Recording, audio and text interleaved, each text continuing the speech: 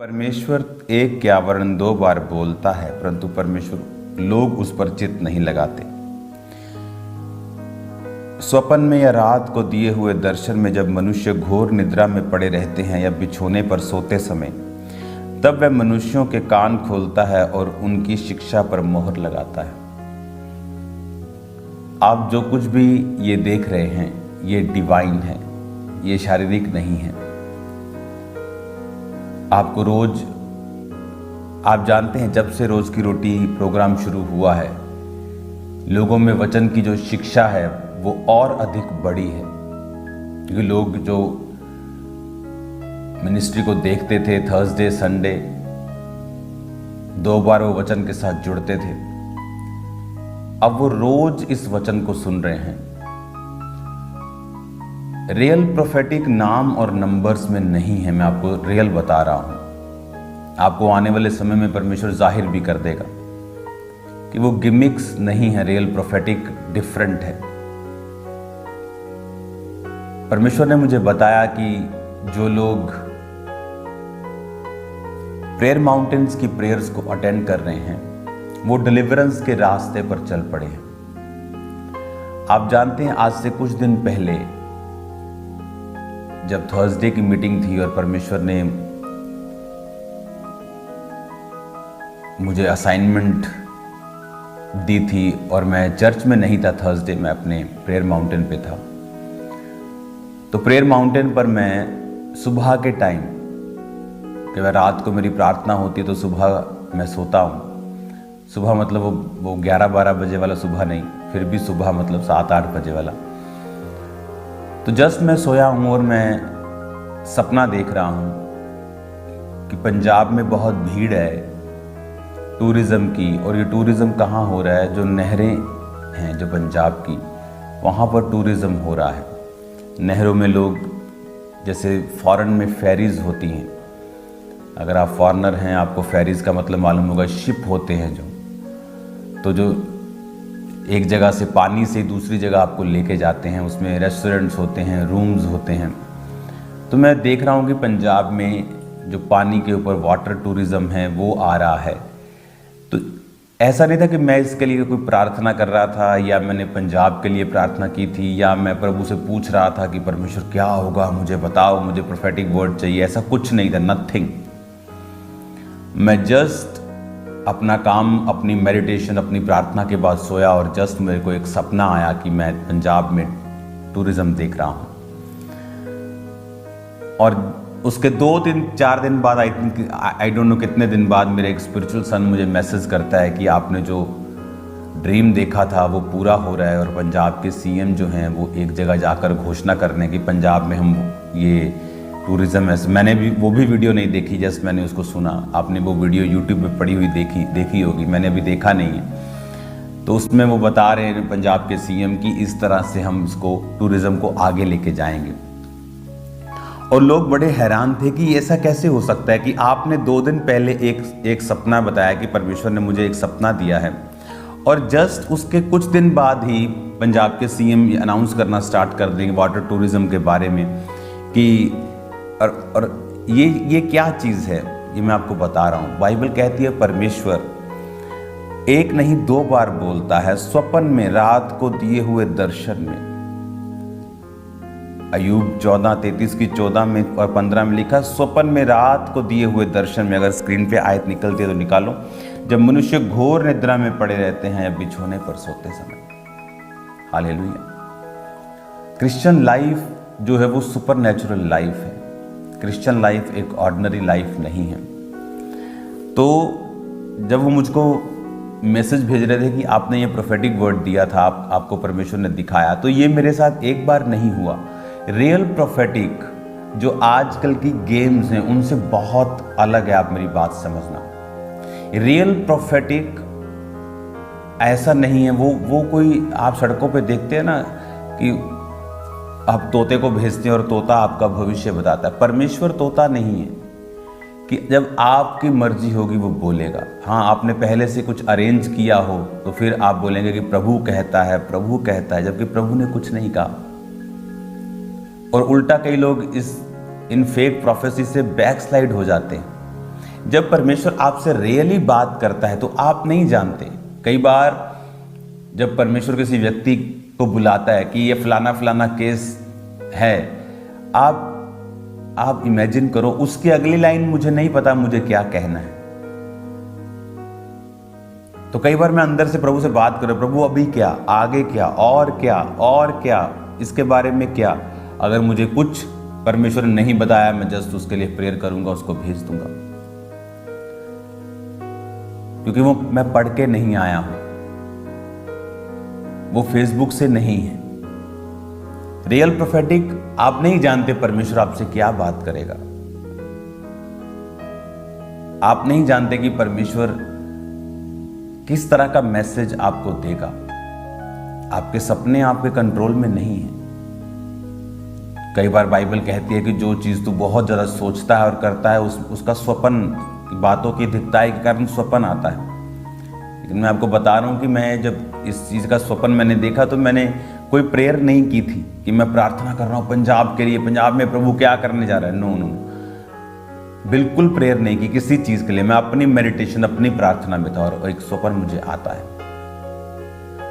और आप जानते, कुछ दिन पहले जब मैं प्रार्थना कर रहा था तो परमेश्वर ने मुझे बताया कि जितने लोग प्रेयर माउंटेन्स की प्रेयर्स के साथ जुड़े हुए हैं वो डिलीवरेंस की राह पर चल पड़े हैं। जितने लोग प्रार्थना पहाड़ की प्रेयर्स को कर रहे हैं, आपका छुटकारा 101% है, मैं आपको बता रहा हूं।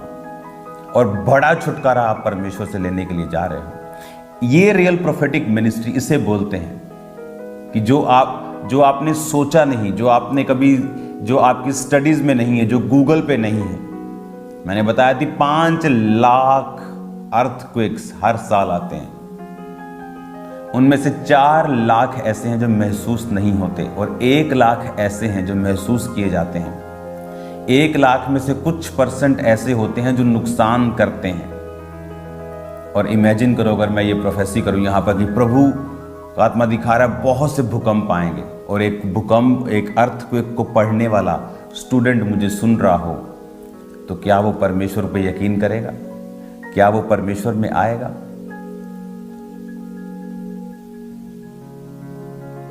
हालेलुया।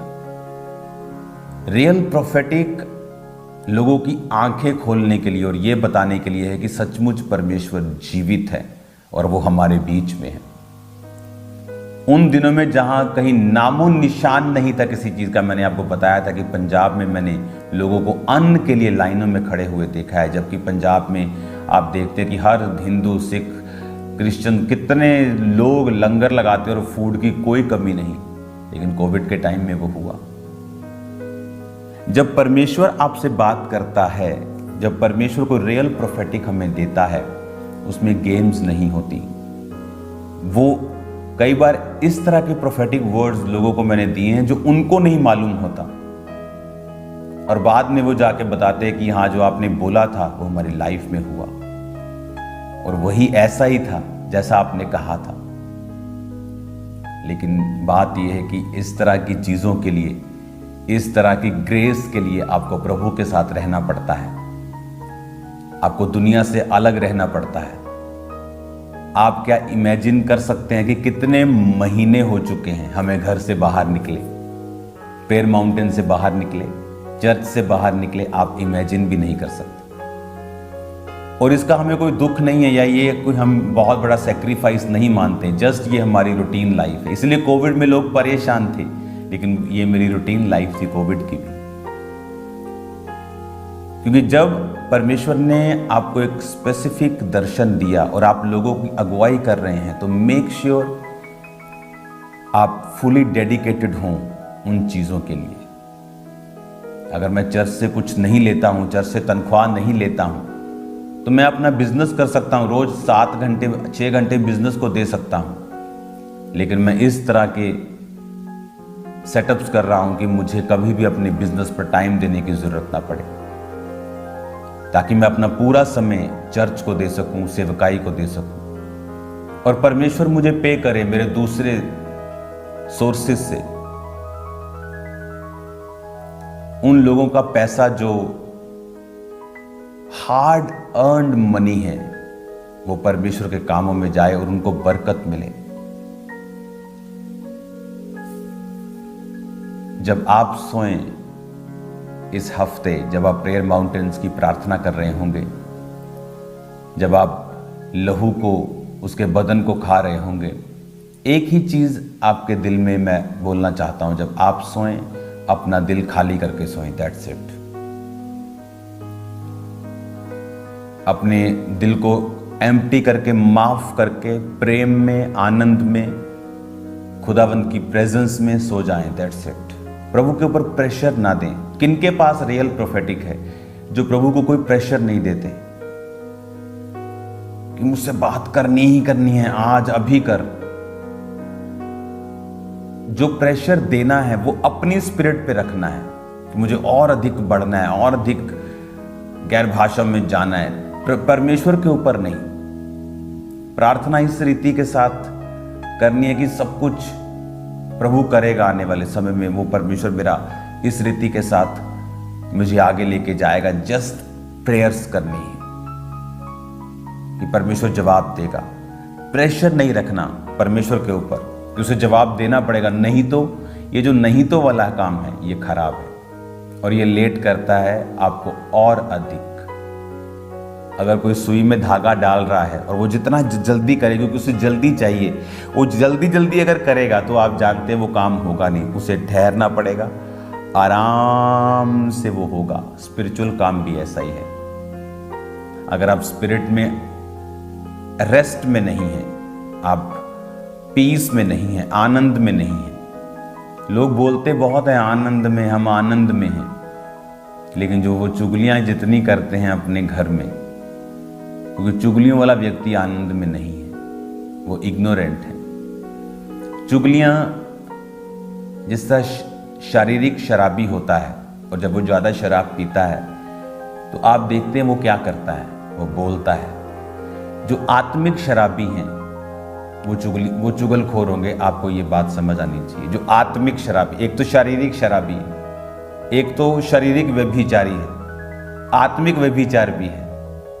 अगर आप बाइबल पढ़ते हैं तो यीशु मसीह के अलावा और उपासना करना वो एक आत्मिक व्यभिचार है, अपनी आत्मा को किसी और के हाथ में सौंपना। तो अगर हम रियल में परमेश्वर के दास हैं और उसके वचनों पे चलने वाले हैं, तो हमें यह भी मालूम होगा कि अगर हम सो भी रहे हैं तो ये भी ऊपर के वर्ल्ड से कांटेक्ट करने के लिए है, प्रभु से बात करने के लिए है। मुझे आज भी याद है कि अफ्रीका में जब आपको एक बात बोली जाती है, आपको ये बात समझ आनी चाहिए कि परमेश्वर के जो लोग हैं, एक व्यक्ति किसी फेक चर्च में अगर जाए तो वो खुद फेक नहीं हो जाता। तो जब मैं एक जगह पे प्रार्थना कर रहा था कि परमेश्वर, और सपने में परमेश्वर ने मुझे आके अपने दास के रूप में अनॉइंट किया था, और जब मैं उठा तो वो सेम अनॉइंटिंग जो मैंने सपने में महसूस की मेरे बॉडी पे मैं फील कर रहा था। सुलेमान को कहाँ पे विजडम मिली, कब मिली? स्वप्न में। आज मेरी आपसे विनती ये है कि जब आप सोएं, एक्सपेक्टेशन में भी सोएं कि प्रभु मेरा हार्ट ओपन है, मेरी स्पिरिट ओपन है, थैंक्स के साथ, थैंकफुल हार्ट के साथ जब आप सोएं, एक्सपेक्ट करेंगे परमेश्वर का आत्मा मुझसे बात करेगा। आप देखेंगे वो आपसे बात करेगा। हालेलुया।